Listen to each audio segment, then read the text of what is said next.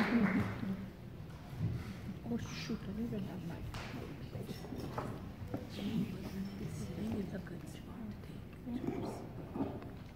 Thank you, President David Bernard. In my language, your name is Wapswit Maswada Nipot.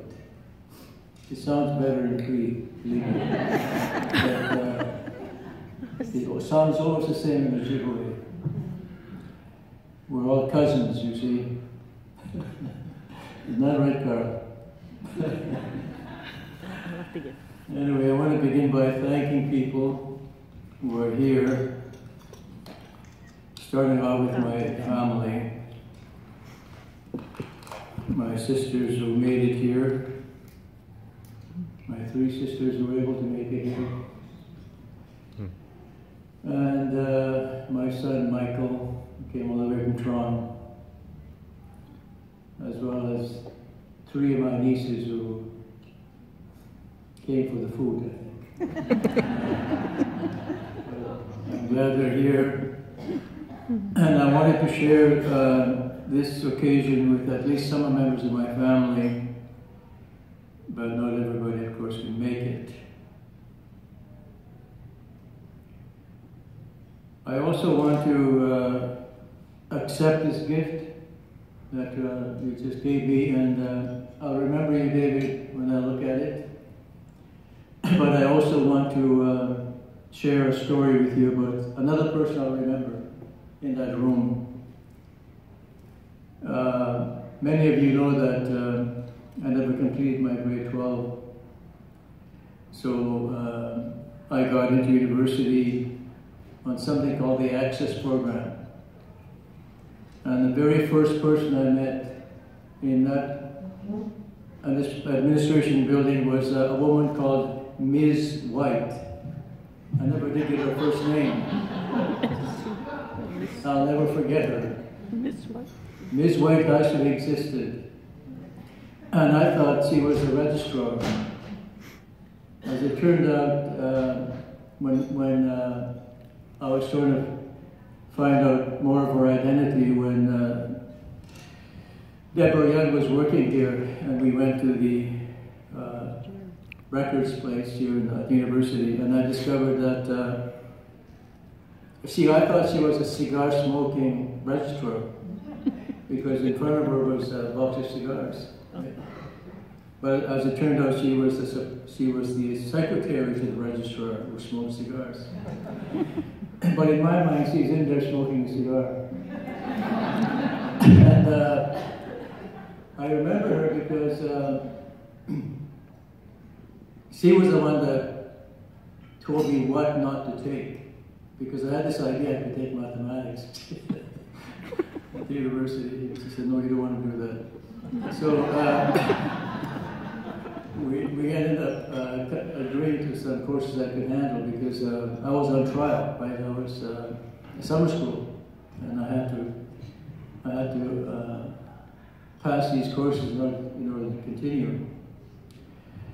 So I'm thankful for having met her, for the advice you gave me. And the other person I remember about that picture would be Edwin Judd, who is now the Chancellor at the University of Manitoba, at the University of the North, UCN, University College of the North.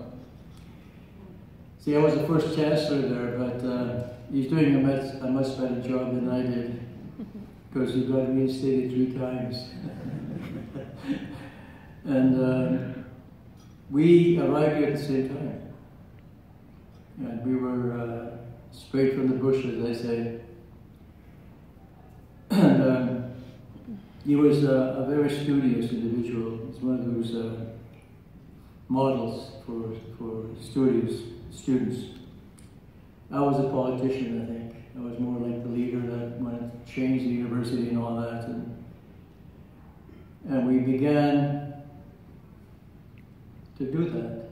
And Edwin was one of the leaders that was with me in forming what we called at that time, because we didn't know any better, Indian Métis Eskimo Student Association.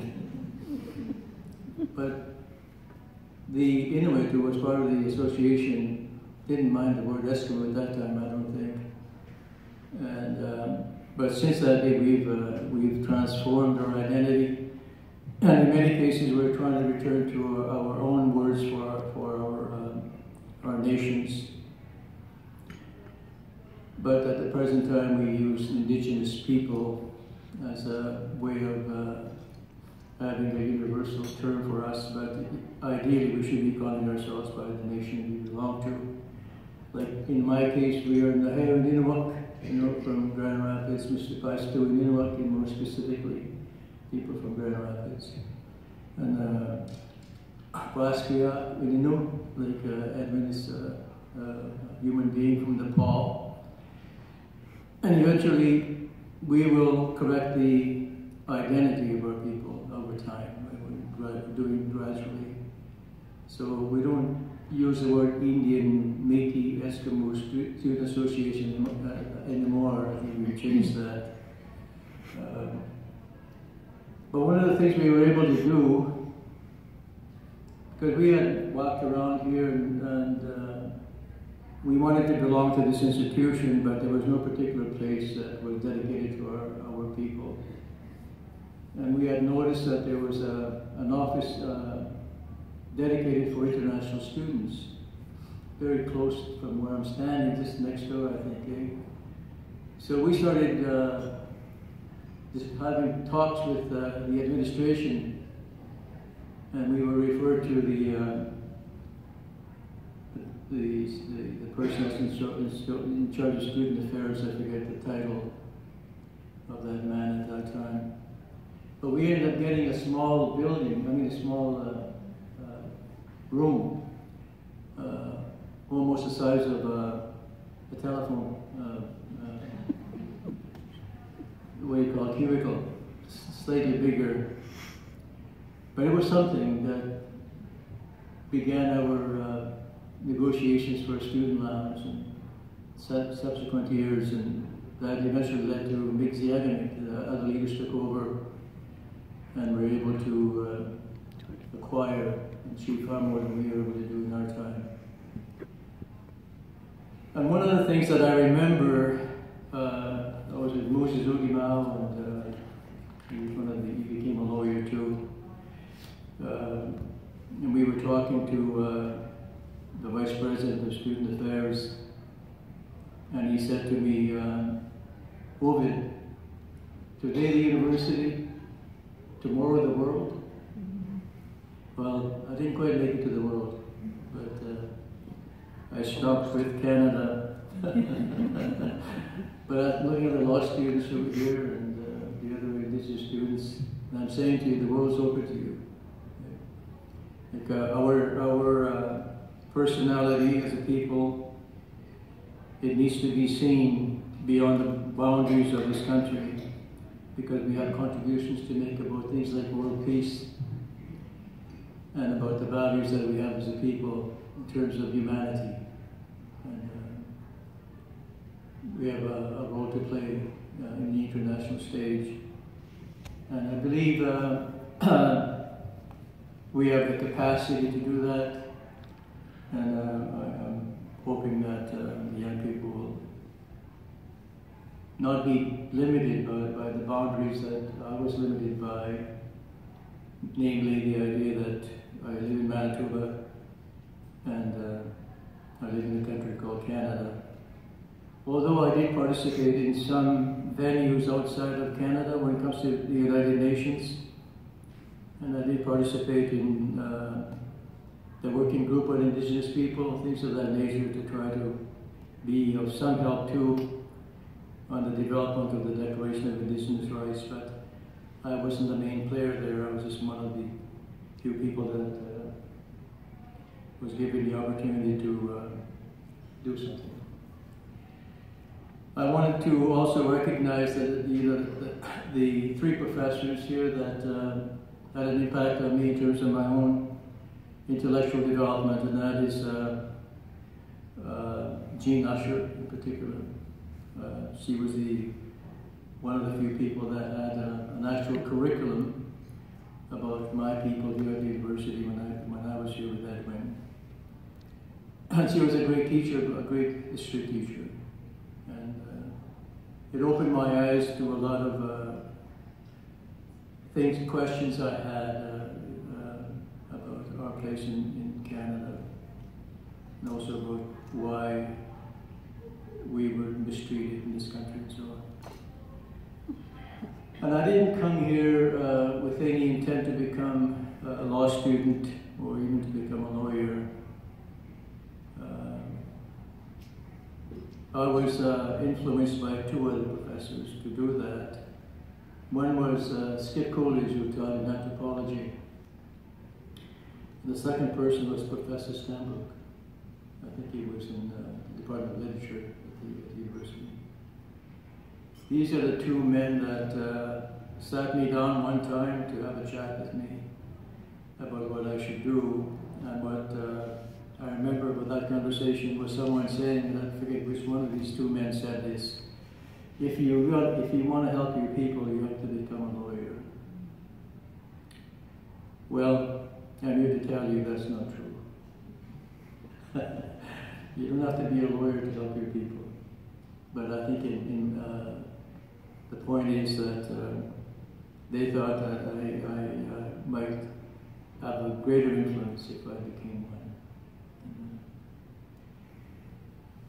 I also, I mentioned Deborah Young earlier because she was responsible for me coming back to the university for a while, right? I mean, that's how I got to know David. And now we became friends. And I became his advisor, although he never saw me as his advisor.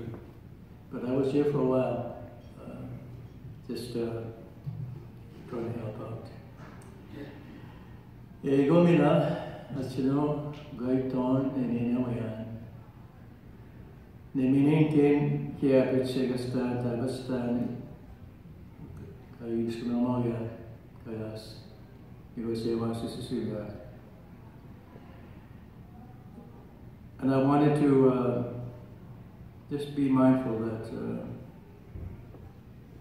I'm thankful that I still have my language. But I'm sorry to say that none of my children speak the language, and that's a history of itself. And one of my children is trying to learn it on his own. I wanted to also make sure that I said something about Elder Norman Mead, because I was working at that time for the Manitoba Media Federation on a housing survey. I was going to all the communities in certain parts of the province. And one of my assignments was to go to Manitoba to talk to the people about their housing needs. And I happened to arrive there on a very bad and cold, rainy day, right? And I had no place to stay. So someone told me, well, go and knock on that house and maybe they'll have room for you. I think you remember that it was a very cold day, Norman, and I appreciate the fact that we became friends then, and we've known each other for quite a while. For the non-Indigenous people here, I just want you to know that my identity has been influenced by Canadian law, not by my choice. But years back, my mother lost her status as an Indian within the meaning of the Indian Act by marrying my dad, who was non-status Métis man. So for a while, my identity was a non-status Indian. And for a while, my identity was a Métis. And now my identity, within the meaning of the Indian Act, is Indian. But I am not none of those. I am not none of all of them. I am Inununi Nemsipais Duhus, I am not even a Cree, that's another term that's not indigenous. I am a human being from Grand Rapids. And that's who I am. And my belief is that no other society other than mine should define who we are. And this is a lesson that Canada has yet to learn. That there's still parliamentarians in Canada who believe they can make laws for us without any input from our people. And to me, that road has been ridden with all kinds of failure and all kinds of injustice. And for the life of me, I don't know why people in Parliament cannot understand that we have a right to be self-determining as a people.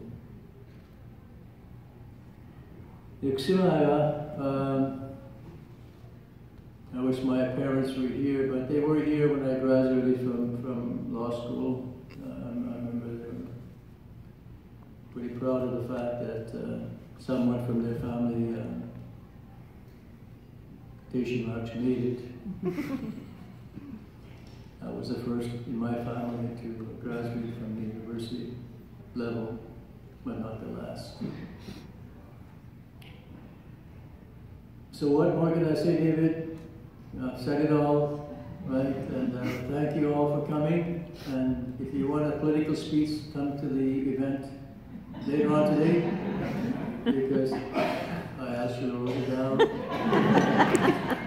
And normally I don't do that, but I wanted to make sure that I left a very strong message about the word transformation that you talked about, David. But the whole idea of human rights, respect for human rights, and about the idea that my society, which is like what we call the Cree society, but that's true for the Anishinaabe, that's true for the Mohawks, true for the Niska, that we have our own values as a people. And these values remain strong, and they need to be recognized by this country. That the roots of this country are deeper than Canada, and that those roots that are missing that could really transform the country are the roots of the indigenous people. Thank you.